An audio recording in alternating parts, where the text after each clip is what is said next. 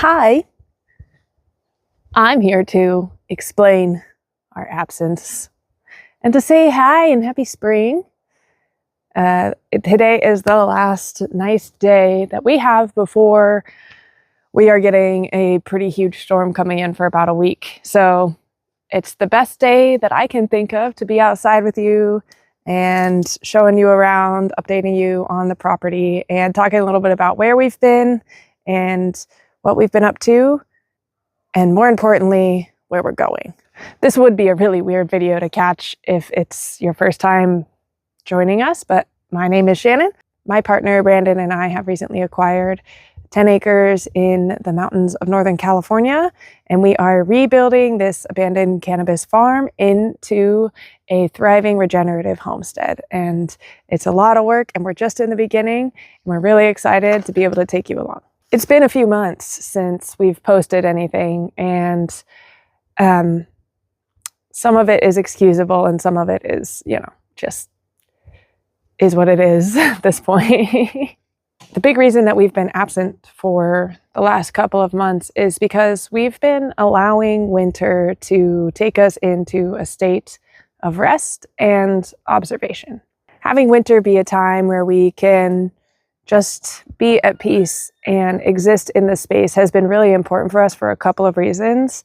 I thought it'd be fun to show you around the property and explain why it's been so important for us to take the winter at a slower pace and link it to what we are planning to do for the summer months ahead. 2024 was a year of action for us. Getting moved, acquiring the property, finding everything, getting situated in an off-grid place. It required us to make a lot of decisions very quickly. It also required us to take some swift action on things without taking time to fully understand how those actions would affect our daily life here on the new property. We needed a place to lay down at night, a bed. We needed a way to cook food. We needed a way to store water from the well. We needed a way to run the well. We needed to get a lot of things just to the point where there was some homeostasis. And as summer wound to an end and we were able to have a semblance of comfort, it was really difficult for us to change that behavior pattern from a state of action to a state of observation. Having the winter months come and join us meant that we could be almost forced into a state of observation.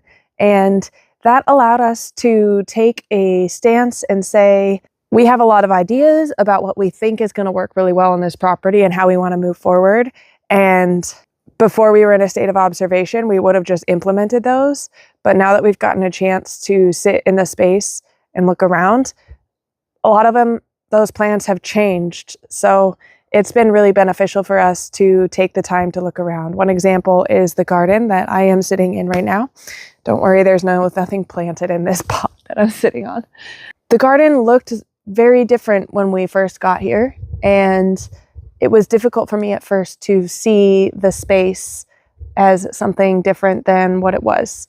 And having the time to slow down and say, what do I actually want this to be, and take measurements and really understand how much space is here allowed me to reframe how I wanted to lay it out. And so while I originally was really gung-ho on getting a garden started right away and planting a bunch of seeds and just using what was here, I'm really grateful that I decided to kind of slow down and not push growing the garden so much as getting it just set up.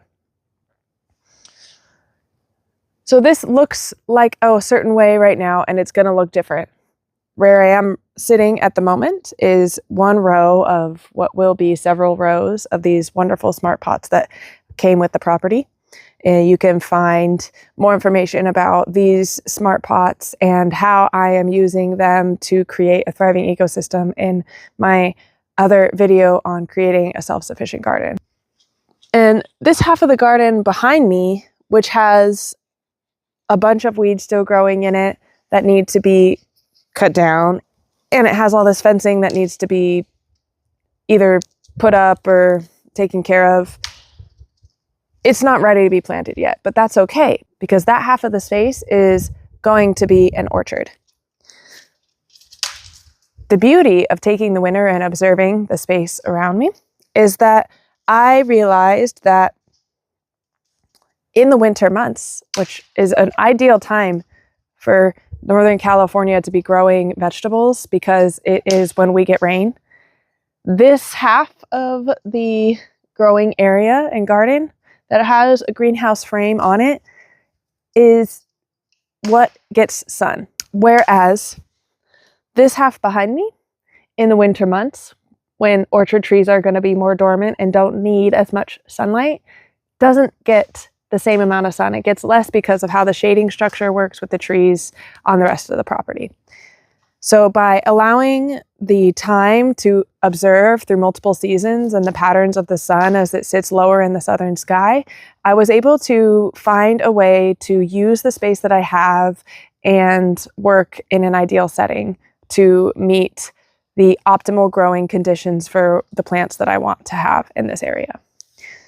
In addition to that, I'm really thinking about following those permaculture principles. And of course, observing your surroundings is one of the most important, probably the most important principle that you can consider when looking into permaculture and using it as a tool when you're creating a landscape.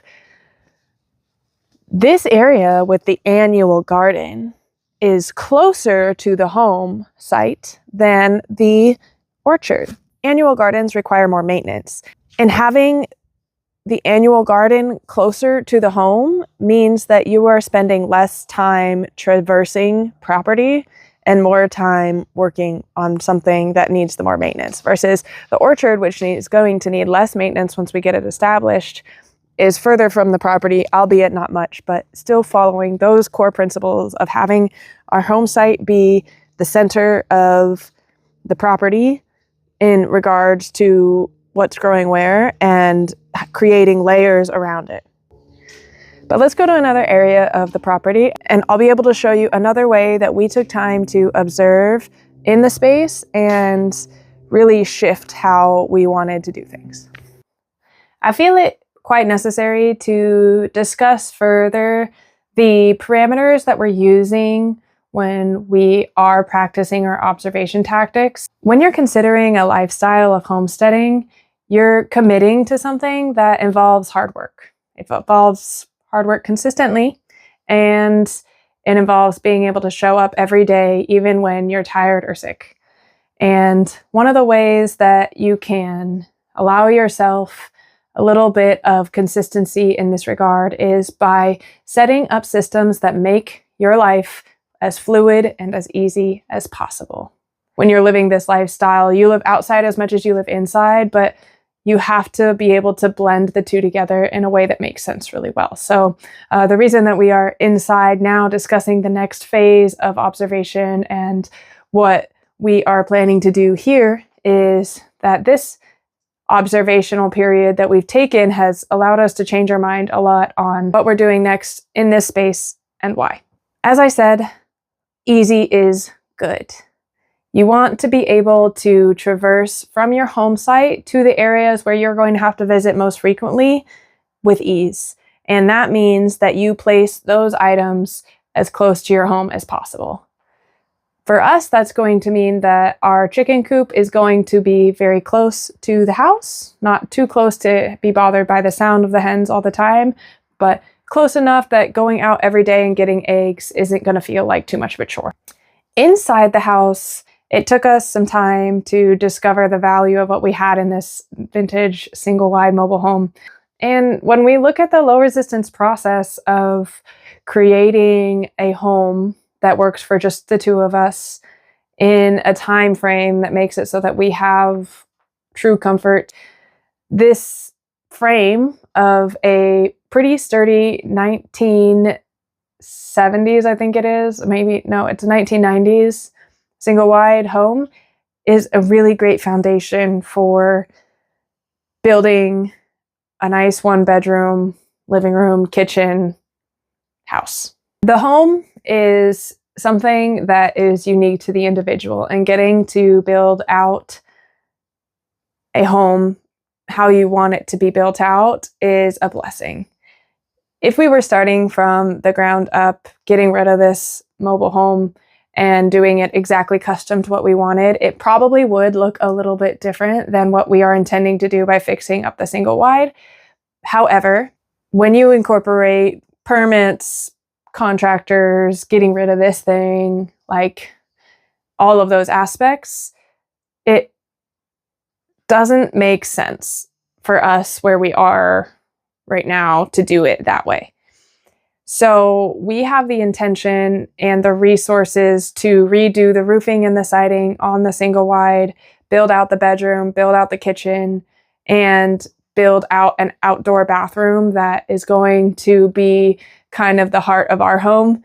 The location of the bathroom is also important. We are planning to put that space that's also going to have our laundry set up right by where the entrance to the garden can be, so that when you've spent all day outside and you're dirty, you have a barrier. It's almost like the bathroom also tandems as a mudroom. You get to drop the dirty clothes before you go in and change and wash up and put clean clothes on. And it makes life easier because the rest of the home is not as subject to needing to be maintained and cleaned because we get dirty, we go into the living room and then have to go to the bathroom to clean up. We think that tandeming the mudroom in the bathroom will allow us to be efficient with our plumbing and keep everything tidy. I'm very excited about that one. All of these things that we're going to be working within this smaller square footage means that we can do it a little faster. We can set ourselves up with what we actually need a little bit easier. Because the truth is, we've spent 6 months in the environment that we've spent in. We're comfortable. We're not loving every aspect of it, obviously. We want things to be beautiful and peaceful, and we're not quite there yet. But we can cook the food we need. We can be warm throughout the night. We have a place to rest while also having a place to wash up. If we had to do this another year, we could. We just really don't want to. So by expanding our square footage into the singular space a little bit more and prioritizing the bathroom, we're setting ourselves up for success for the next 5 years in a way that supports our budget really well and allows us to do the things and focus on the things that we really love, which is being outside in the garden, learning how to homestead, learning how to be self-sufficient, loving cooking food in an indoor and outdoor environment. So that's the plan for the interior/home build for this year. With realistic parameters in place, we'll probably get that plus maybe some minimum baseline interior done throughout the summer. But once we get the siding and roofing and floor done, that leaves us in a space where even when it's cold and raining in the winter, we can work on the space that is the inside. Even today, I have written out 3 different sketches that incorporate different aspects of the house. So this one is kind of the layout of the orchard greenhouse. This one is the layout of the driveway and chicken coop. And this is another angle of that one to get more detail into how the chicken coop and run will look. And even today, as I was discussing my ideas with Brandon, the plan changed. We were intending to put the chicken coop on the space there, on a space that is near where the greenhouse is on one side of the driveway. And after having a conversation about flow today, we realized very quickly that this space that is really not going to have a use would do really well for the chickens to put here, because it's well shaded in the summertime. That then opens up space for us to put in either more fruit trees or a seed starting greenhouse. And it's okay to me that we don't fully have the exact layout completely worked out yet because it's still raining really consistently. So getting jump started on a bunch of projects is not in our best interest right now. And we already have enough planned that if it's a little bit fluid and can do a minor adjustment here or there, we don't have exactly this part planned out, but we can get it to the point where it's going to work really well down the line. We already have 2 years of work planned out that we can work on. So I'm not that stressed about not having everything set to stone at this point. So it's also important to incorporate a little bit of flexibility and say, I don't exactly have all the answers quite yet. And I know that after another year, I'll be a heck of a lot closer, given that there will have been some development on the things that I already did know for sure.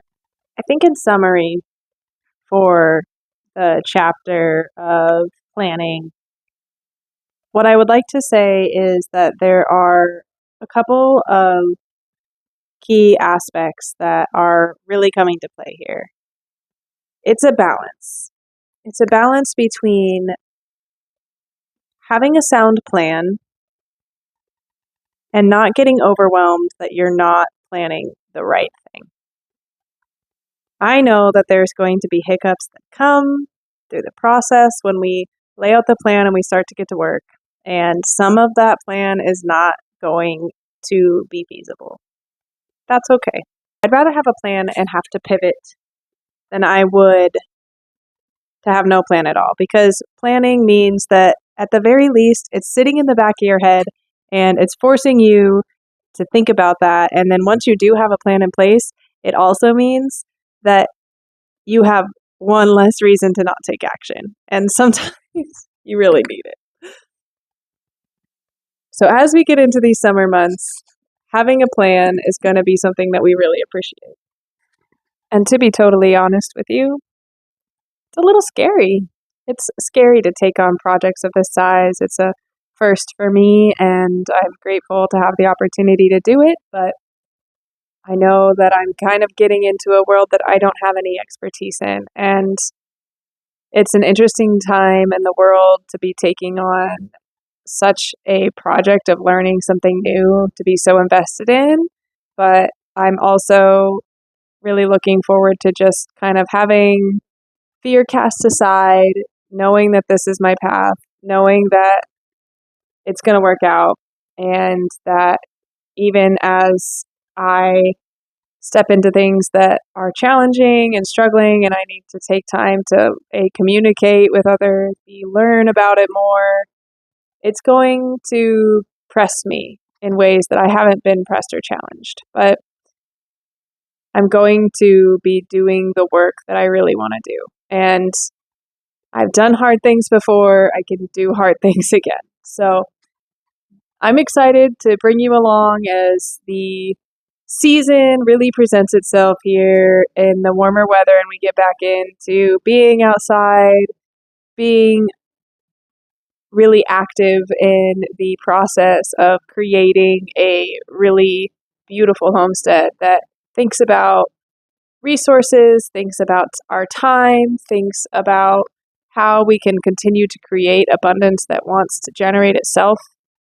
And I would love to hear your feedback. So let me know if you've done anything that you really love on your homestead in the comments below. I want to hear all of your favorite aspects of your homestead. Let me know what you would do if you could do it again differently. And maybe send me a picture. I would love to see some ideas.